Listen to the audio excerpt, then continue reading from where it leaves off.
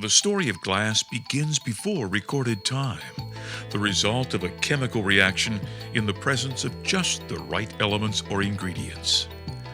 Glass was born of fire, leaping from the depths of the earth as it poured across the sands. This naturally occurring glass, called obsidian, was used by early man in primitive weaponry. The Egyptians are credited with being the first to make glass at about 1500 BC. The material went from precious and rare to becoming more common in the 1st century BC when glass blowing was developed. Glass manufacturing became America's first industry, beginning in 1607 when the Jamestown colonists established a small glass furnace in their settlement. Early on, the heat needed to make glass was produced by burning wood or coal when it was available. But that proved to be an unreliable source for large-scale manufacturing. It was the discovery of rich deposits of natural gas in 1884 in northwest Ohio that brought glass manufacturing to the Midwest. That find began a statewide search for a natural gas resource that could create unimaginable wealth. Natural gas was first discovered in Lancaster, Ohio, in February of 1887. 2 years later, on February 17, 1889, machine shop owner Theodore Midoff brought in a well that was reported at the time to be the largest producing gas well in the world, charting over 17 million cubic feet of gas per day. Lancaster citizens voted to give free gas to manufacturers to bring industry to town. The sheer abundance of gas brought with it waste. Gas lines were laid around the fairgrounds racetrack, and standpipe flares lit the course, providing illumination for night harness racing to the delight of spectators. The first glass plant in Fairfield County began manufacturing in 1888, a year after natural gas was discovered here. The Lancaster Window Glass Company operated for just over a year in a facility on South Ewing Street. In 1889, the Abel Smith Glass Company took over production in the same location, staying in business for only 2.5 years. Meanwhile, another glass plant opened in 1889 on West Main Street. The Field de Grand Mall Glass Company made local history before it went out of business. This newspaper article notes that in 1891, the company completed the first shipment of optical glass ever made in America to the Bausch Optical Company of Rochester, New York. For the next 42 years, the West Main Street factory would house 3 different companies: C.P. Cole, Fairfield Glass, and the Libby Owens Glass Company, which ended operations here in 1934. But during those years, glass plants were in and out of business in various parts of the city of Lancaster. A South Ewing Street plant became a Columbus plate glass operation, then just Columbus Glass Company, and finally Interstate Window Glass, ending operations in 1923. In the spring of 1899, Ohio Flint Glass began manufacturing in a building on South Maple Street. Later that same year, the company name changed to National Glass Company, which eventually went bankrupt and closed in 1908. Lancaster wasn't the only town in Fairfield County manufacturing glass. In 1907, the Edgar Window Glass Company began construction of a glass plant in Pleasantville, which was completed by Belgian Window Glass in 1910. Other short-lived companies followed, including Crystal Glass Company, Ohio Central Glass, Fairfield Glass, and Pleasantville Glass. 1920 marked the end of glass manufacturing in Pleasantville. Deposits of natural gas also brought the industry to Bremen, where the Houston Wells Glass Factory opened in 1930, which manufactured high-grade, hand-blown crystal and colored glassware. 6 years earlier, the Standard Glass Company was formed by Hocking Glass as a designer of cut glass. Bremen's importance in the world of glass was renewed in 1943 when brothers Carl and Stephen Eriksson established the Eriksson Glass Works. The handmade art glass became world famous with its patented signature controlled bubble design. Eriksson has been recognized with commissions and honors for his work from New York's Museum of Modern Art, the Smithsonian, and the U.S. Parks Commission. Eriksson last produced the extremely collectible art glass in 1961. On Lancaster's west side, the Dickey Sutton carbon plant became the Hocking Glass Company in November 1905. The new company, named for the river flowing through Lancaster, was formed by a former employee of the decorating department of the old Ohio Flint Glass Company, Isaac J. Collins.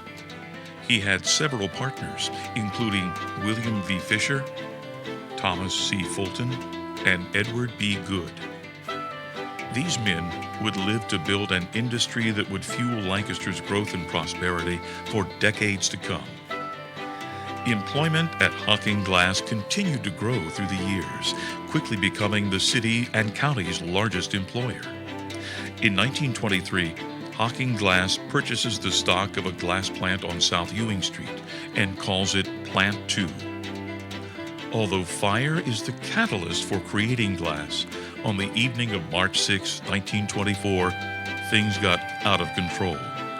A blaze at the West Fifth Avenue Hocking Glass plant, nicknamed the Black Cat because of its blackened exterior, completely destroyed the factory, claiming one employee's life.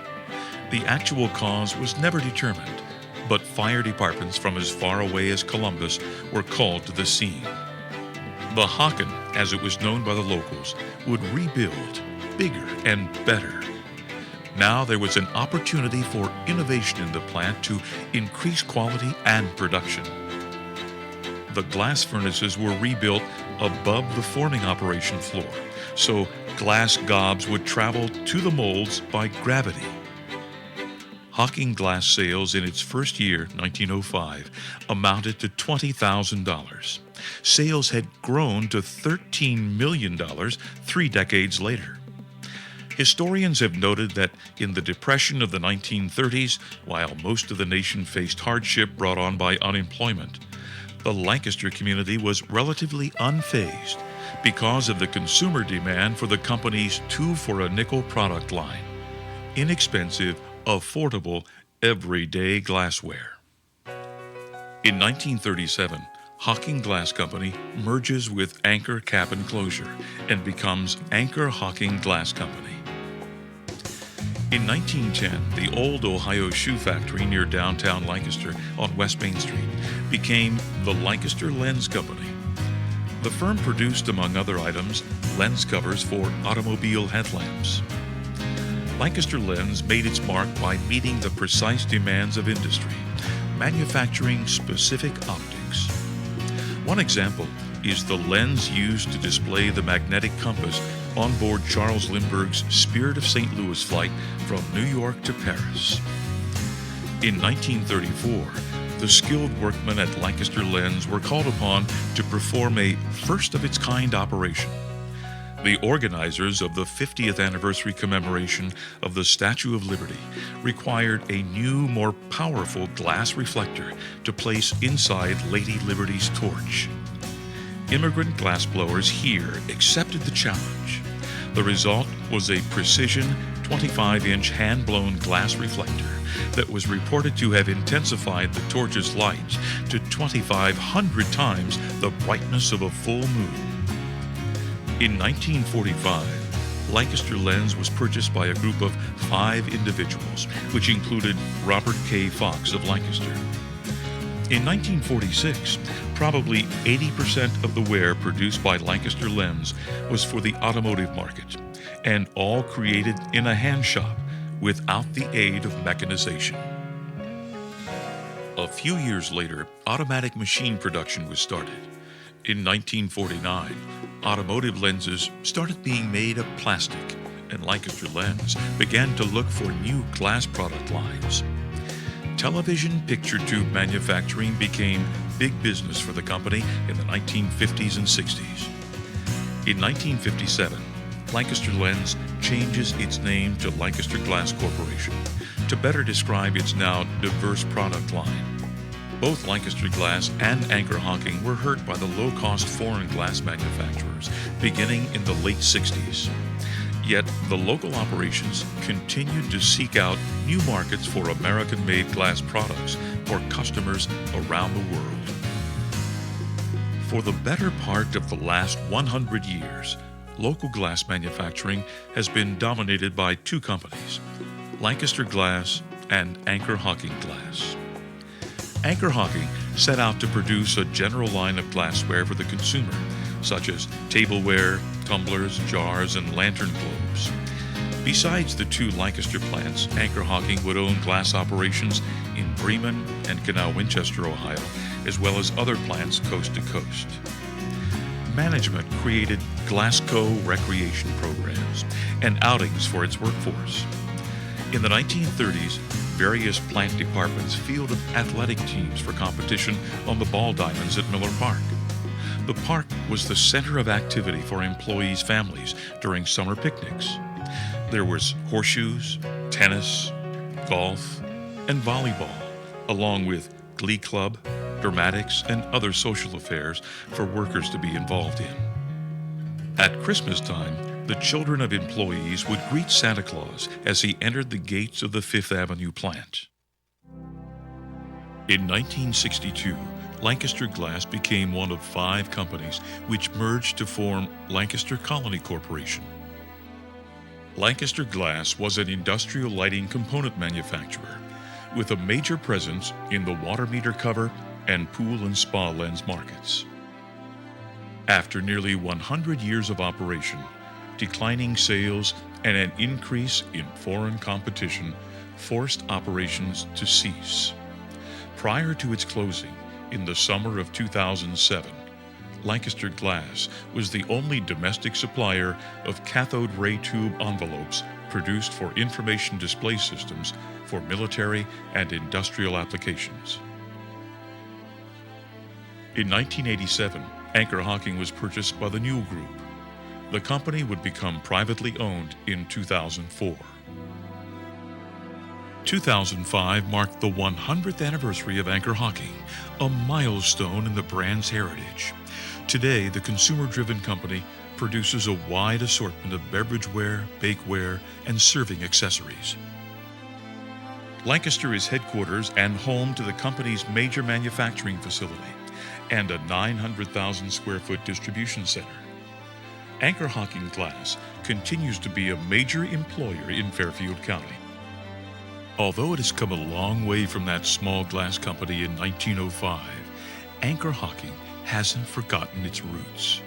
For over a century, Plant 1 on the city's west side has continued to produce glassware from the company's original site. Anchor Hocking makes extensive use of a pressed glass process. This is where a gob of molten glass is dropped into a mold, and a press comes down to force the gob into the shape of the mold. The Ohio legislature has recognized Lancaster as the pressed glass capital of Ohio. From the very beginning of glass manufacturing in Lancaster and Fairfield County, there has always been the pride of the glassworker. Through the years, tens of thousands of men and women have created a legacy of quality through skill and hard work. In many cases, that workforce has proven to be multi-generational among some local families. Their labor not only provided opportunities for their families, but contributed to the remarkable history of glass manufacturing in Fairfield County.